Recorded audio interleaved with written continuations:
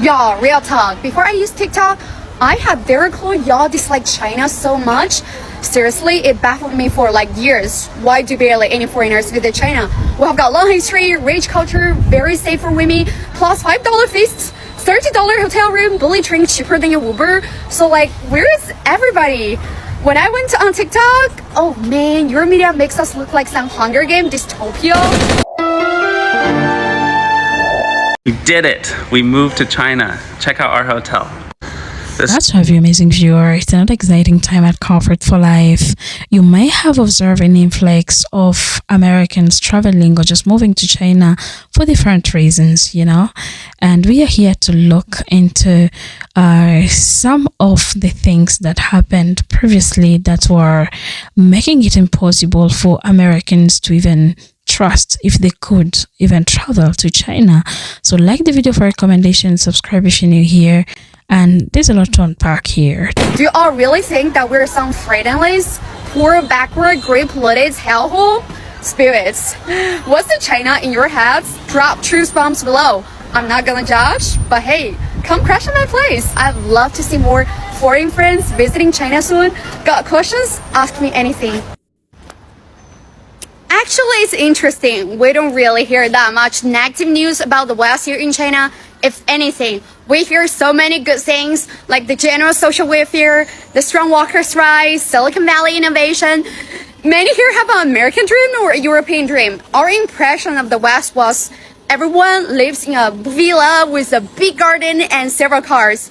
Right, ask any Chinese. Before, I had no idea about the homeless situation in the US, the healthcare struggles, or those crazy student loans that trap young people for years. The reality seems harsher than what's shown in Chinese media. And honestly, our media isn't big on hype or fake stories. They mostly stick to fact reports like the flooding in Texas or when Trump was reelected.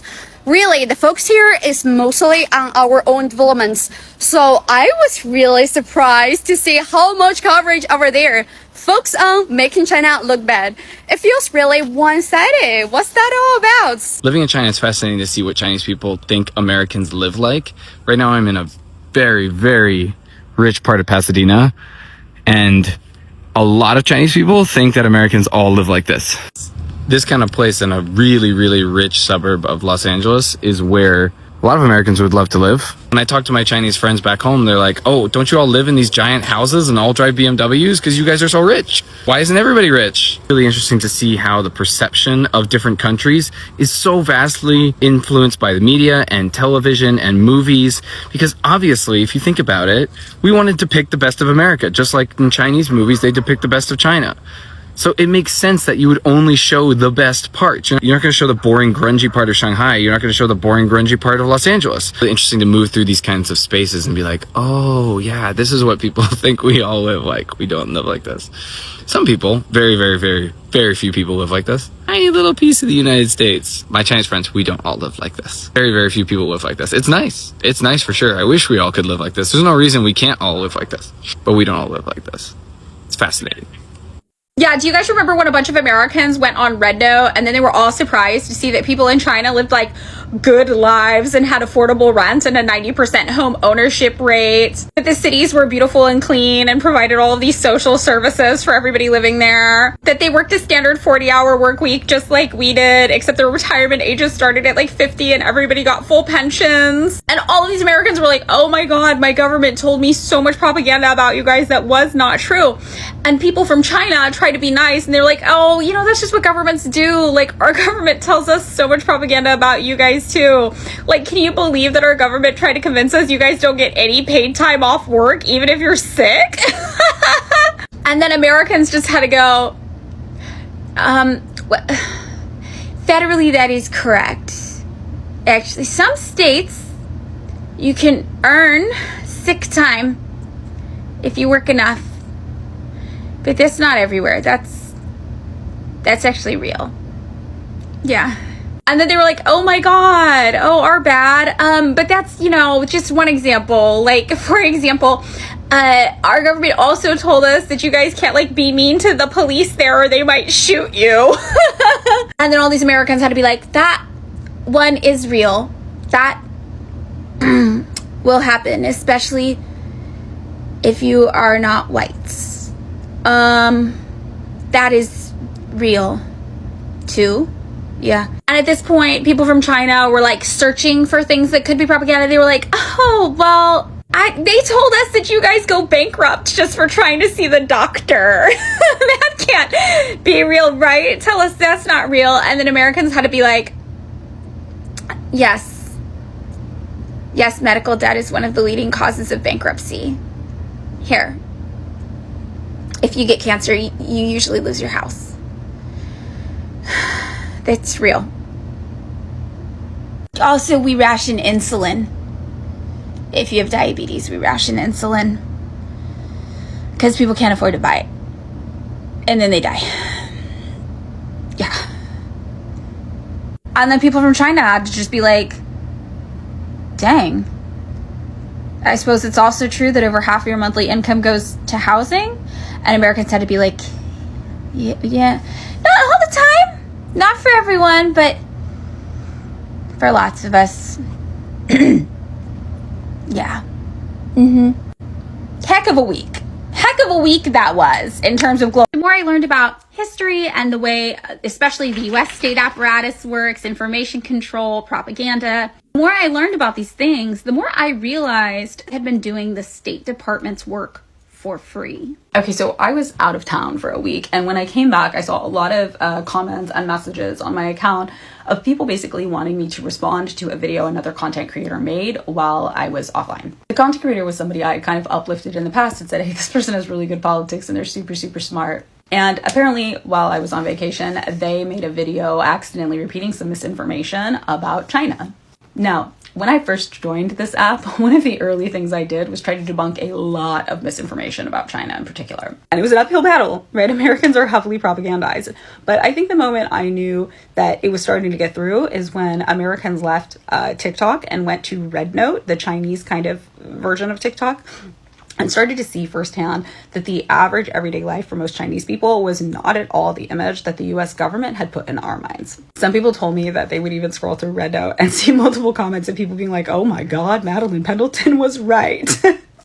People thought I was lying. They thought I was lying to them when I said that the average Chinese person probably has a better quality of life than the average American person. Now, that said, one of the things I've always been intensely aware of is that propaganda is extremely pervasive. I think most Americans understand abstractly that propaganda exists, but we don't understand the extent of it or the reach of it in the everyday. There are formal, congressionally funded, named and cited propaganda wings, like Radio Free Asia, for example, but there are things that are a little bit more subtle and work under the radar. There's the CIA and the FBI, for example, doing things like creating zines that look like independent, handmade zines made by punk rockers. There are small independent newspapers. There are research groups that are super well funded that look very, very objective and, not influenced or swayed by any party at all, even though they actually are working at the behest of the American military. There are international human rights groups like Amnesty International and some sections of UN, for example, that cite these other propaganda wings extensively to prove a political point.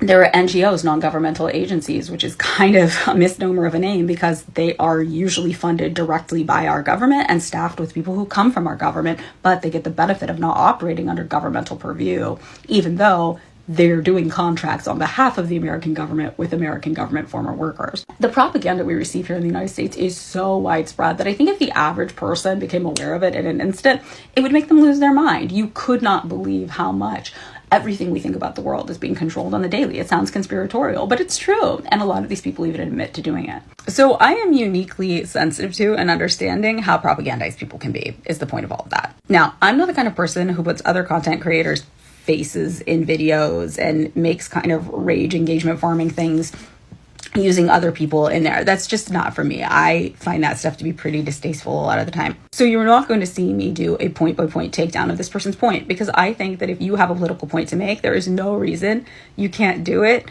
without dragging in the name and face of an average everyday person who lacks political power.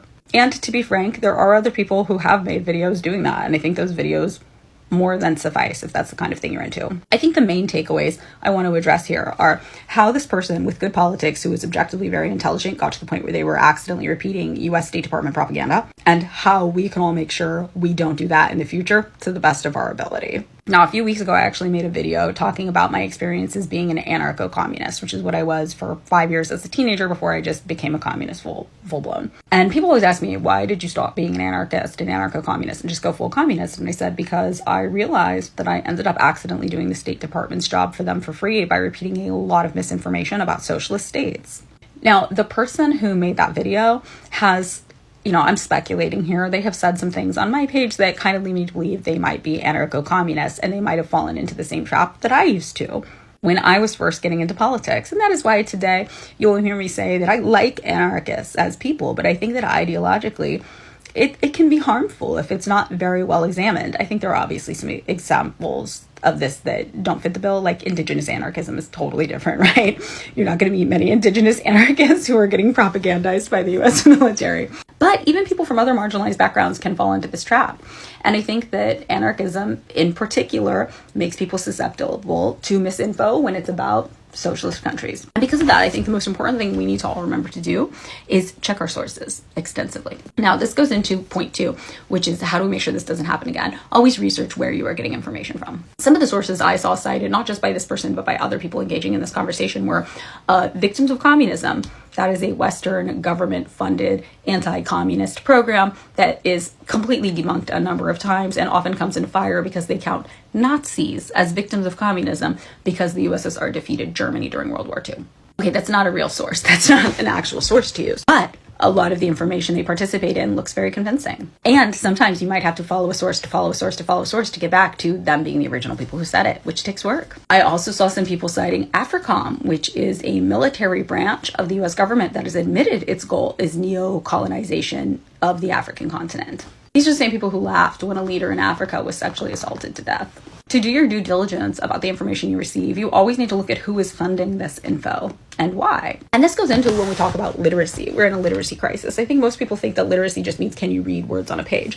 But literacy also means knowing context clues, reading into subtext, and being able to comprehend and extract a narrative from relatively limited information. Media literacy and literacy in general in this situation means being sure that you know who is paying for the information that you are reading and what their goals and objectives might be. And it takes time to research your sources that extensively, but that is part of the work of trying to be educated about a subject. Is this an NGO? If it's an NGO, how much congressional funding are they getting? Who sits on their board? Where else did those people work? What's the original source on this claim? How many sources back do I have to go to find it? Is it somebody who's unnamed? Does the information contradict itself? These are all essential steps to making sure that we don't end up unwittingly as people with left-wing politics doing the State Department's work for free for them by repeating State Department misinformation about our country's political enemies. And it can be tricky because they want to make you think it's in the interest of human rights that you're caring about these things. But really, many times they are manufacturing or overemphasizing or exaggerating situations that aren't occurring or aren't occurring like that, or maybe kind of occurring like that if you twist it a different way, and not give them the benefit of the doubt, all to advance the interests of Western capital.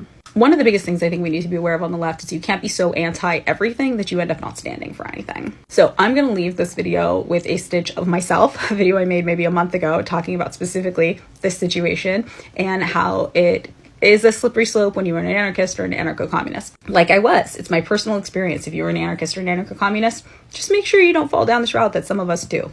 Full disclosure, my goal is that you drop the anarcho and become a communist to join us, but you might not be ready for that yet. You might not be ready for that ever, and that's totally okay. So that said, here's the video. Always check your source.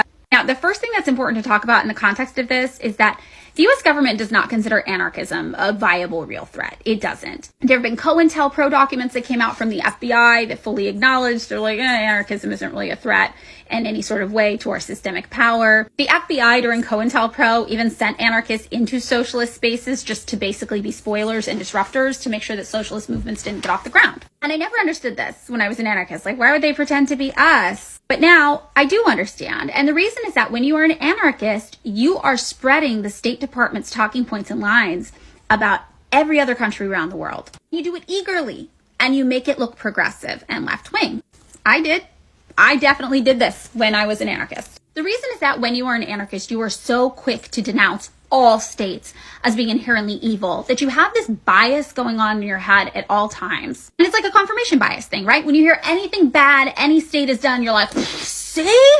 I knew it. And it makes you not as diligent, I'm going to say, about fact checking those things. And that includes socialist projects. That includes socialist projects that have actually done so much material good in the lives of people who live there. Your desire to paint all states as bad, no matter who is in charge, will lead you to denouncing those very, very real and proven successes that have happened there. Now, and by the time I started realizing that's what I was doing, I was so mortified that I had been a part of something so evil. Like, the FBI sending COINTELPRO out into these movements to destroy them. I was doing COINTELPRO work for free, as was every other anarchist pretty much that I knew. Yeah. I've been back in the US for a couple of days now after a year of living in China. One of the biggest things that I've noticed is just how mindlessly vicious people are towards China in general, especially people who have never been there, don't know anything about it. Immediate default reaction is negative, very condescending, very dismissive. Just really strikes me because I don't really know where it comes from. It's an amalgamation of a lot of different influences over the course of your entire life. Even in very hyper liberal places like Los Angeles, where people are well traveled, they're open-minded, they like immigrants, they like people from other countries. You start talking about mainland China, ooh, just astounded at how immediate people are to dismiss it. And they kind of like assume you are too, even if I'm living there. They're like, oh, how's living in China? Oh, it's really great. And they're like, really? It strikes me now just how immediate the fear, the antagonism towards Chinese people, towards the Chinese system. If people understood what modern China is really like, the way that we live in America would seem vastly inferior. And they don't want you to know that. So the only way that they can avoid you finding that out is through teaching you to hate that on principle. I'm not curious about learning what it's actually like. If you actually understood what healthcare, education, housing costs, public safety, all of these things are like in China, you would look at our society and be like, what? This is acceptable? Everybody who's been to China and come back to the US will know this. All Chinese people, of course, will know this. It's like you've never even been there. And you're not even asking questions. It's just raw judgment, no curiosity, complete misunderstanding. It's just wild. The more I go further in this journey of debunking propaganda against China, the more I'm realizing that it's only had to take the people who have fed propaganda in years to be able to clear them up. And this is what you're experiencing right now. What a great time to be alive. Investment drowning. Anyway. And the same people who are fed lies are the ones dismantling the lies.